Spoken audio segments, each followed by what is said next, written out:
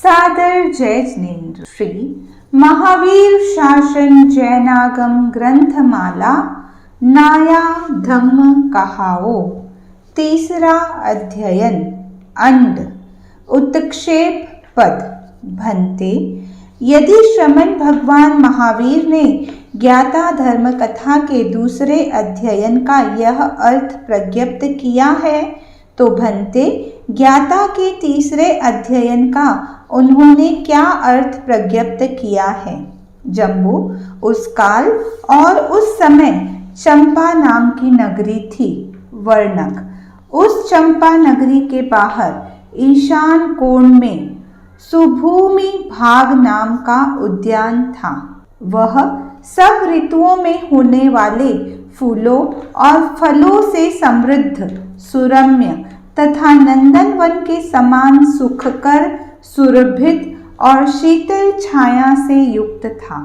उस सुभूमि भाग उद्यान के उत्तर में एक जगह मालुका कक्ष था। वर्णक, मयूरी अंडपद।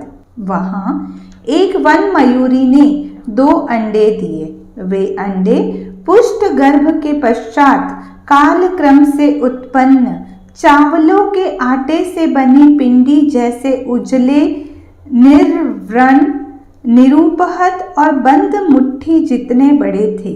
जन्म के पश्चात वह मयूरी उन अंडों को अपनी पांखों से संरक्षण, संगोपन और संपोषण करती हुई रहने लगी।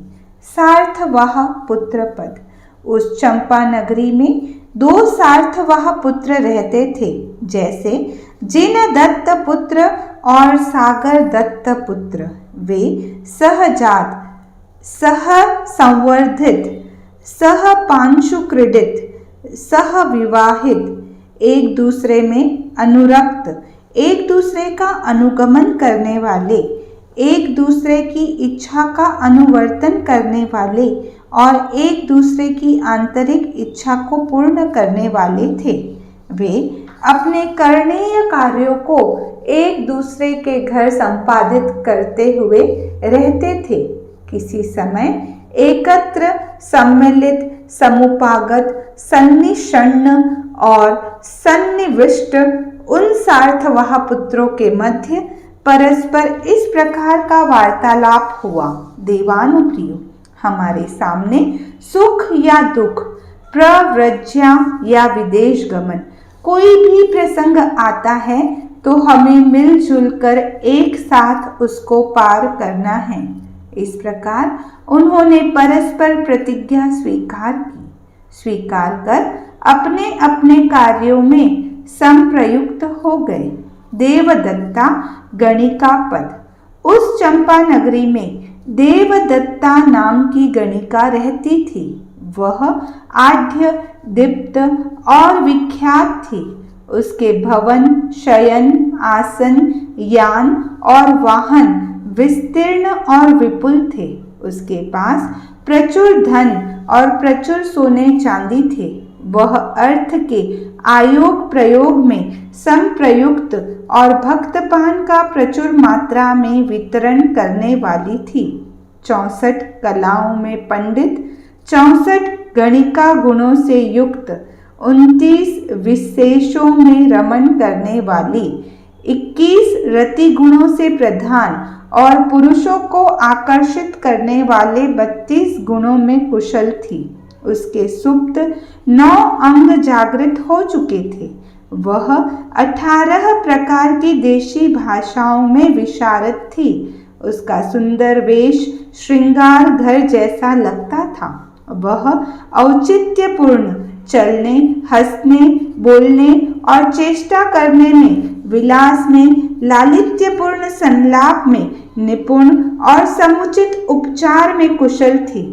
उसके भवन पर पताकाएं फहराती थी। वह सहस्र मुद्राओं में उपलब्ध होती थी। छत्र, चंवर और बाल विजन उसे उपहार में प्राप्त थे। वह कर्णी रथ पर आरूढ़ होकर चलती थी। वह हजारों गणिकाओं का आधिपत्य, पौरपत्य, स्वामित्व, भर्तृत्व, महत्तरत्व, आज्ञा, ऐश्वर्य और सेनापतित्व करती हुई, उनका लालन पालन करती हुई तथा महान आहत नाट्य, गीत, वाद्य, तंत्री, तल, ताल, तूरी तथा घन मृदंग के पटु प्रवादित स्वरों के साथ विपुल भोगार्ह भोगों का उपभोग करती हुई विहार कर रही थी। सार्थवाह पुत्रों का उद्यान क्रीड़ा पद। किसी समय पूर्व अपराह्न काल में भोजनोपरांत आचमन कर साफ सुथरे और परम पवित्र हो बैठने के स्थान पर आ प्रवर सुखासन में आसीन उन सार्थवाह पुत्रों में परस्पर इस प्रकार का वार्तालाप हुआ। हमारे लिए उचित है देवानुप्रियो, हम उषा काल में पौ फटने पर यावत सहस्र रश्मि दिनकर तेज से जा ज्वल्यमान सूर्य के कुछ ऊपर आ जाने पर विपुल अशन पान खाद्य स्वाद्य तैयार करवाकर उस विपुल अशन पान खाद्य स्वाद्य तथा धूप पुष्प गंध चूर्ण वस्त्र माला और अलंकार को साथ ले देवदत्ता गणिका के साथ सुभूमि भाग उद्यान की उद्यान श्री का अनुभव करते हुए विहार करें। इस प्रकार उन्होंने एक दूसरे के इस प्रस्ताव को स्वीकार किया। स्वीकार कर उषा काल में पौ फटने पर यावत सहस्र रश्मि दिनकर तेज से जा ज्वल्यमान सूर्य के कुछ ऊपर आ जाने पर उन्होंने कौटुंबिक पुरुषों को बुलाया। उन्हें बुलाकर इस प्रकार कहा, जाओ देवानुप्रियो, तुम विपुल अशनपान खाद्य और स्वाद्य तैयार करो। तैयार कर वह विपुल अशन पान खाद्य और स्वाद्य तथा धूप पुष्प गंध चूर्ण वस्त्र माल्य और अलंकार लेकर जहाँ सुभूमि भाग उद्यान है, जहाँ नंदा पुष्करणी है, वहां जाओ। वहां जाकर नंदा पुष्करणी के न दूर न निकट एक स्थूणा मंडप बनाओ। उसे जल का छिड़काव कर बुहार झाड़ गोपर से लीप पंचरंगे सरस सुरभिमय पुष्प पुंज के उपचार से कलित काली अगर प्रवर कुंदुरु और लोबान की जलती हुई धूप की सुरभिमय महक से उठने वाली गंध से अभिराम प्रवर सुरभि वाली गंध चूर्णों से सुगंधित गंधवर्तिका जैसा बनाओ। ऐसा कर हमारी प्रतीक्षा करते हुए वहीं ठहरो। यावत वे वहीं ठहरे, सार्थवाह पुत्रों ने दूसरी बार भी कौटुंबिक पुरुषों को बुलाया। बुलाकर इस प्रकार कहा, शीघ्र गति क्रिया की दक्षता से युक्त समान खुर और पूंछ वाले, समान रूप से उल्लिखित तीखे सींगों वाले, रजतमयी घंटा वाले, धागों की डोरी तथा प्रवर स्वर्णमयी नथिनी की डोरी से बंधे हुए, नील उत्पल के सहरे वाले प्रवर तरुण बैल जिसमें जोते गए हैं, जिस पर नाना मणि रत्न और घंटी का जाल वाली झूल डाली हुई है, जो श्रेष्ठ काठ की जोत को रज्जु युग्म से बंधे हुए और प्रवर लक्षणों से युक्त यान को उपस्थित करो। उन्होंने भी वैसे ही उपस्थित किया। सार्थवाह पुत्रों ने स्नान, बलि कर्म और कौतुक मंगल रूप प्रायश्चित किया।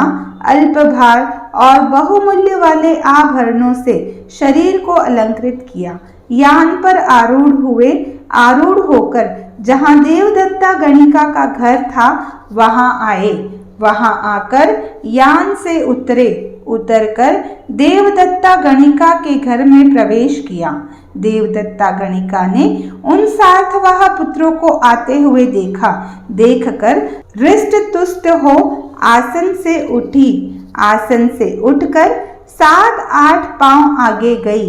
आगे जाकर उन सार्थवाह पुत्रों से इस प्रकार कहा, कहें देवानुप्रियो, किस प्रयोजन से आगमन हुआ है? सार्थवाह पुत्रों ने देवदत्ता गणिका से इस प्रकार कहा, देवानुप्रिय, हम तुम्हारे साथ सुभूमि भाग उद्यान श्री का अनुभव करते हुए विहार करना चाहते हैं। देवदत्ता ने उन सार्थवाह पुत्रों के इस अर्थ को स्वीकार किया। स्वीकार कर स्नान और बलिकर्म कर यावत श्री के समान परिधान पहन जहाँ सार्थवाह पुत्र थे वहां आई। सार्थवाह पुत्र देवदत्ता गणिका के साथ यान पर आरूढ़ हो चंपा नगरी के बीचों बीच से गुजरते हुए जहाँ सुभूमि भाग उद्यान था, जहाँ नंदा पुष्करिणी थी, वहां आए। वहां आकर यान से उतरकर नंदा पुष्करिणी का अवगाहन किया। अवगाहन कर जलमंजन किया। जलमज्जन कर जल क्रीड़ा की। जल क्रीड़ा कर स्नान किया और देवदत्ता के साथ से बाहर निकले। जहाँ स्थूणा मंडप था वहां आए। आकर प्रवेश किया। प्रवेश कर सब प्रकार के अलंकारों से विभूषित और आश्वस्त विश्वस्त हो प्रवर सुखासन में बैठकर वे देवदत्ता गणिका के साथ उस विपुल अशन पान खाद्य और स्वाद्य का आस्वादन करते हुए विशेष स्वाद लेते हुए परस्पर बांटते हुए तथा धूप पुष्प वस्त्र गंध चूर्ण माला और अलंकारों का उपभोग करते हुए विहार करने लगे। भोजनोपरांत भी वे बैठने के स्थान पर आ देवदत्ता गणिका के साथ विपुल काम भोगों को भोगते हुए विहार करने लगी। सार्थवाह पुत्र अपराह्न काल के समय देवदत्ता गणिका के साथ स्थूणा मंडप से बाहर निकलकर एक दूसरे का हाथ थामे सुभूमि भाग उद्यान में बहुत से आली गृहों, कदली गृहों, लता गृहों, आसन गृहों, प्रेक्षागृहों, प्रसाधन गृहों, मोहन गृहों, शाखा गृहों, जालक गृहों और कुसुम गृहों से उद्यान श्री का अनुभव करते हुए विहार करने लगे। सार्थवाह पुत्रों द्वारा मयूरी के अंडों का आनयन पद। उन सार्थवाह पुत्रों ने जहाँ मालुका कक्ष था वहां जाने का संकल्प किया। उस वन मयूरी ने उन सार्थवाह पुत्रों को आते हुए देखा। उन्हें देख वह भीत और त्रस्त हो उच्च स्वर से पुनः पुनः केकाराव करती हुई मालुका कक्ष से बाहर निकलकर एक वृक्ष की डाल पर बैठ उन सार्थवाह पुत्रों को और मालुका कक्ष को अनिमिष दृष्टि से निहारने लगी। सार्थवाह पुत्रों ने एक दूसरे को पुकार कर इस प्रकार कहा, देवानुप्रिय, यह वन मयूरी हमें इधर आते हुए देखकर जिस प्रकार भीत, त्रस्त, त्रिषित और उद्विग्न होकर भागी है, उच्च स्वर से पुनः पुनः केकाराव करती हुई मालुका कक्ष से बाहर निकली है, निकलकर एक वृक्ष की डाल पर बैठ हमें और मालुका कक्ष को निहार रही है, इसलिए यहाँ कोई न कोई कारण होना चाहिए। ऐसा सोच उन्होंने मालुका कक्ष के भीतर प्रवेश किया।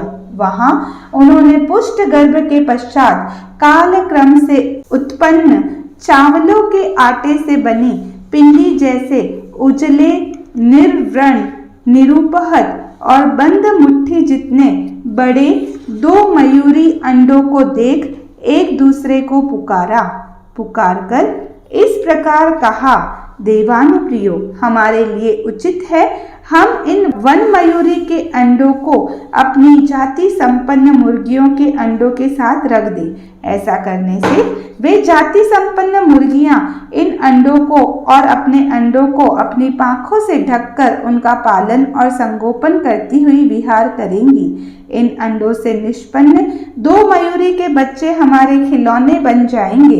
इस प्रकार उन्होंने एक दूसरे के प्रस्ताव को स्वीकार कर अपने अपने दास पुत्रों को बुलाकर इस प्रकार कहा, जाओ देवानुप्रियो, तुम इन अंडों को लेकर अपनी जाति संपन्न मुर्गियों के अंडों के साथ रख दो। यावत उन्होंने रख दिए। वे सार्थवाह पुत्र देवदत्ता गणिका के साथ सुभूमि भाग उद्यान की उद्यान श्री का अनुभव करते हुए विहार कर उसी यान पर आरूढ़ हो जहाँ चंपा नगरी थी, जहाँ देवदत्ता गणिका का घर था, वहां आए। वहां आकर देवदत्ता के घर में प्रवेश किया। प्रवेश कर देवदत्ता गणिका को जीवन निर्वाह योग्य विपुल प्रीति दान दिया। देकर उसे सत्कृत सम्मानित किया। सत्कृत सम्मानित कर देवदत्ता के घर से वापस निकले। निकलकर जहां अपने अपने घर थे वहां आए। वहां आकर वे अपने अपने कार्यों में संप्रयुक्त हो गए। सागर दत्त पुत्र का संदेह के द्वारा अंड विनाश पद। किसी समय वह सागर दत्त सार्थवाह का पुत्र उषा काल में पौ फटने पर यावत सहस्र रश्मि दिनकर तेज से जाज्वल्यमान सूर्य के कुछ ऊपर आ जाने पर जहां वह वन मयूरी का अंडा था वहां आया। वहां आकर वह उस मयूरी के अंडे के प्रति शंकित, कांक्षित, विचिकित्सित, भेद समापन्न और कलुष समापन्न हो गया। उसने सोचा, इस अंडे से मेरा खिलौना मयूरी का बच्चा होगा या नहीं। इस दृष्टि से वह उस मयूरी के अंडे को बार बार उलटता पलटता, सरकाता, दूर तक सरकाता, चलाता, स्पंदित करता, स्पर्श करता, क्षुभित करता और कान के पास ले जाकर उसे बार बार बजाता। इस प्रकार बार बार उलटने पलटने, सरकाने, दूर तक सरकाने, चलाने, स्पंदित करने, स्पर्श करने, क्षुभित करने और कान के पास ले जाकर बार बार बजाने से वह मयूरी का अंडा सारहीन हो गया, पोच गया। किसी समय वह सागर दत्त सार्थवाह का पुत्र जहां वह मयूरी का अंडा था वहां आया। वहां आकर सारहीन हुए उस मयूरी के अंडे को देखा। अहो, इसमें मेरा खिलौना मयूरी का बच्चा उत्पन्न नहीं हुआ। इस प्रकार वह भग्न हृदय हो हथेली पर मुंह टिकाए आर्त ध्यान में डूबा हुआ चिंता मग्न हो गया। आयुष्यमन श्रमणों, इसी प्रकार हमारा जो निर्ग्रंथ अथवा निर्ग्रंथी आचार्य उपाध्याय के पास मुंड हो, अगार से अनगारता में प्रव्रजित हो, 5 महाव्रतों, 6 जीव निकायों और निर्ग्रंथ प्रवचन में शंकित, कांक्षित, विचिकित्सित, भेद समापन्न और कलुष समापन्न होता है, वह इस जीवन में भी बहुत श्रमणों, बहुत श्रमणियों, बहुत श्रावकों और बहुत श्राविकाओं द्वारा हेलनीय, निंदनीय, कुत्सनीय, गर्हणीय और परिभवनीय होता है। परलोक में भी वह बहुत दंड, बहुत मुंडन, बहुत तर्जना, बहुत ताड़ना, बहुत सांकल बंधन, बहुत भ्रमण, बहुत मातृमरण, बहुत पितृमरण, बहुत भातृमरण, बहुत भगिनी मरण, बहुत भार्या मरण, बहुत पुत्र मरण, बहुत पुत्री मरण और बहुत पुत्र वधु मरण को प्राप्त होता है। वह बहुत दरिद्रता, बहुत दौर्भाग्य, बहुत अप्रिय संवास, बहुत प्रिय विप्रयोग और बहुत दुख दौर्मनस्य का आभागी होगा।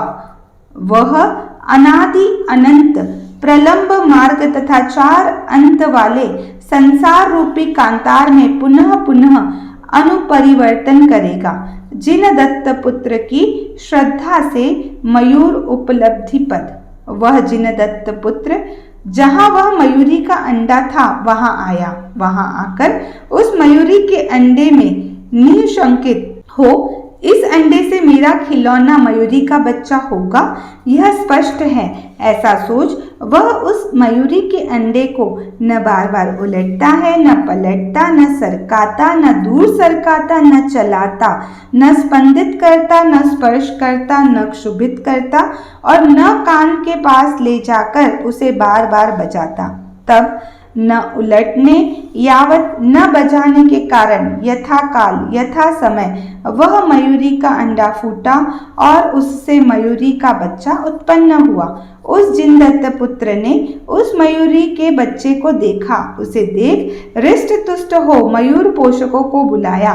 उन्हें बुलाकर इस प्रकार कहा, देवानुप्रियो, इस मोर के बच्चे का बहुत से मयूर पोषण प्रायोग्य द्रव्यों से क्रमशः संरक्षण और संगोपन करते हुए संवर्धन करो और इसे नृत्य करना सिखाओ।